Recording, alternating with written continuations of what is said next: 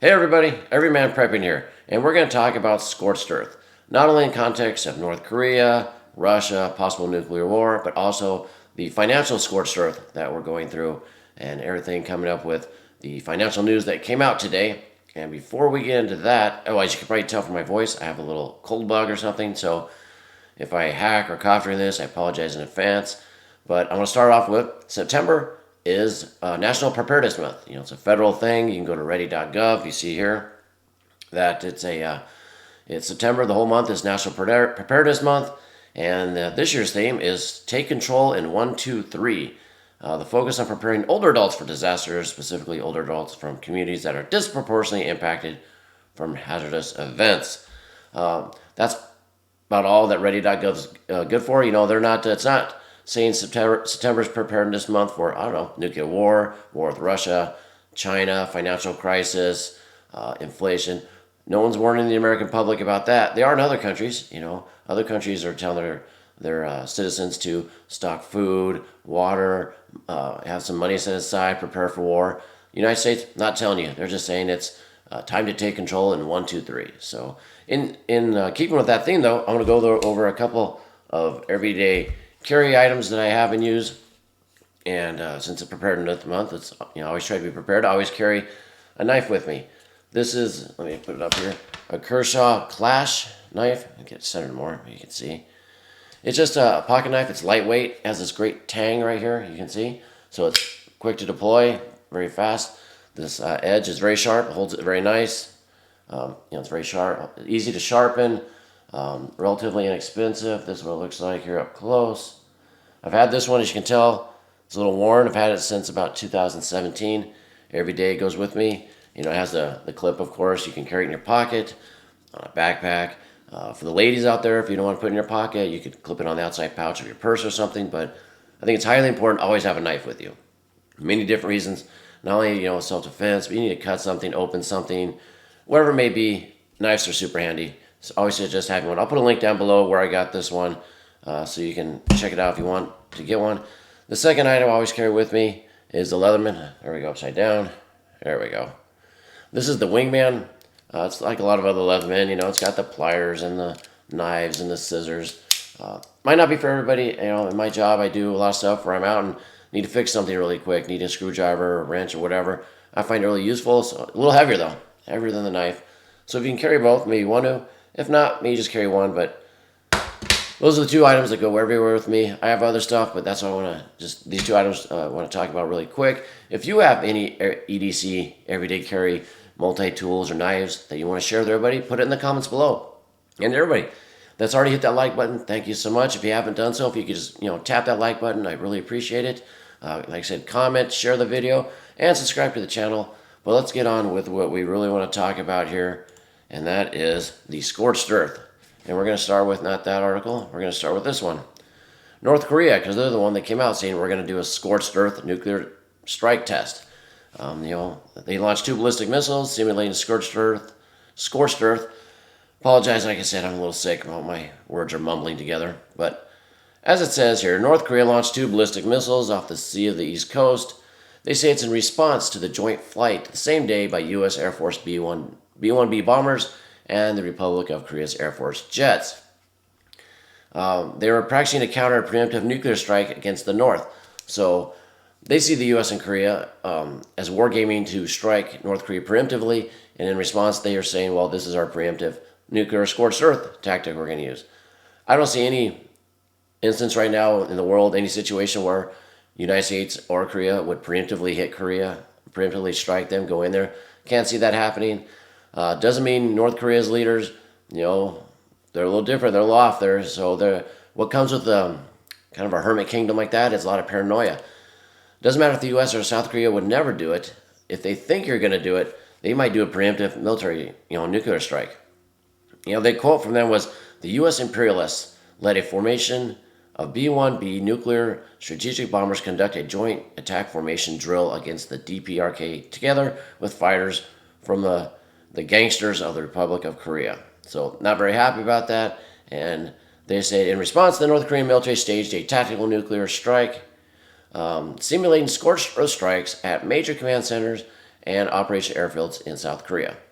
So, like I talked, I don't think the U.S. would do this, but if you're King Jong-il and you're a paranoid man and they're doing one of these and just takes one time where he thinks, hey, this is it, they're happening, let's launch our nukes and let it happen, then you have scorched earth. So that's where we're at with North Korea. Let's move on here to that the drone attack on Pskov Air Base.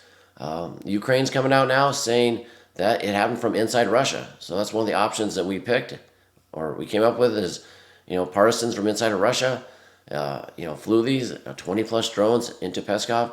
That'd be a huge feat. It'd be tough. That's what they're saying they did. They say they didn't go over Belarus. They didn't come from the Baltic states or the Baltic Sea.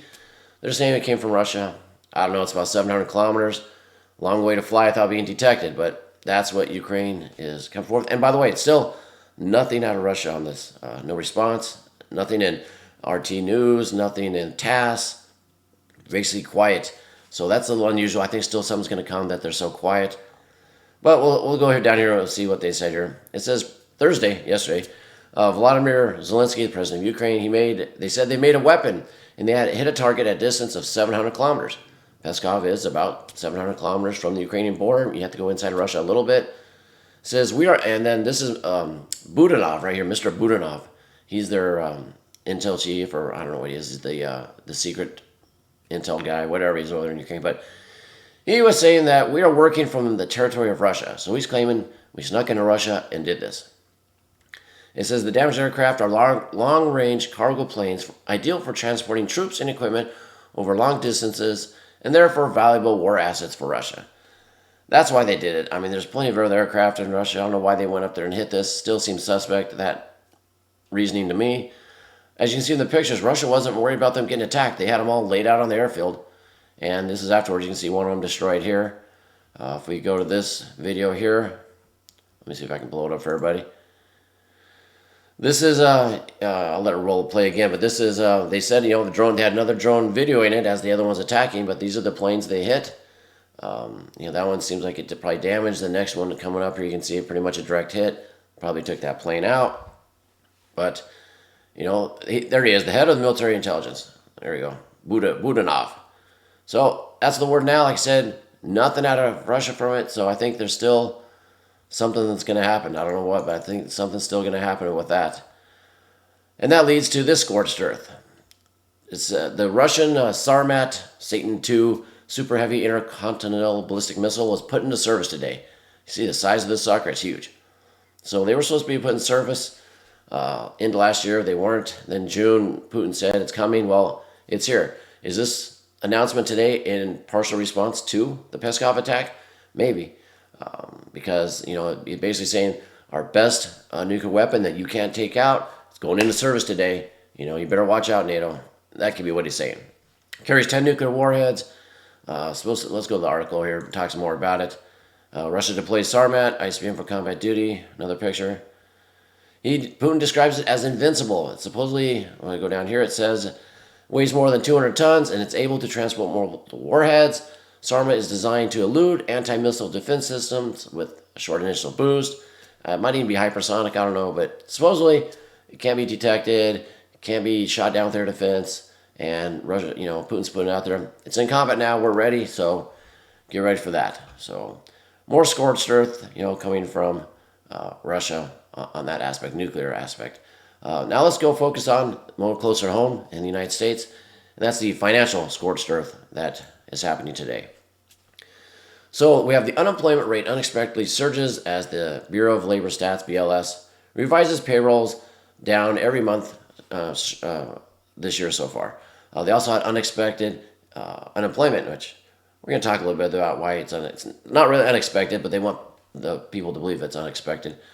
So we have here that the Bureau of Labor Statistics reported that in August, the U.S. had added 187,000 jobs, beating consensus of 170. Sounds great, right? Well, they always come out high because make the market happy, come out good. Biden goes out there and says, look at all the jobs. And then they revise it next month and they revise it again because no one looks at the revisions. No one looks how bad it is. They always go after the good initial number. And I'm going to show you a chart here in a minute. It says that 187 is unchanged from last month when they also reported 187. However, they revised it down just like they have every month so far. They revised that 187 down. These are the revisions. Let's go to this other chart. It'll be easier to see. So these are the revisions. The blue is the original, and payroll numbers are the new jobs. So blue is that. Green is the initial revision the month after, and red is a secondary revision. And as you can see, starting in January, it's all going down. There's a couple instances where the revisions went higher, but the third revision, always lower than the initial, always lower. And this is the hugest one, June. Started at 209,000. They revised it to 185. Just today, it went down to 105, less than, basically half of the initial one. It's a horrible trend. And then, that was the June. July numbers, 187. They said same as August, right, 187. But today, 30K lower, 157. Look for another revision next month, probably down here somewhere, low sub 100 range, because it's not getting any better, basically. And that's basically what I just went through here about the job numbers, less than 50% from the last time.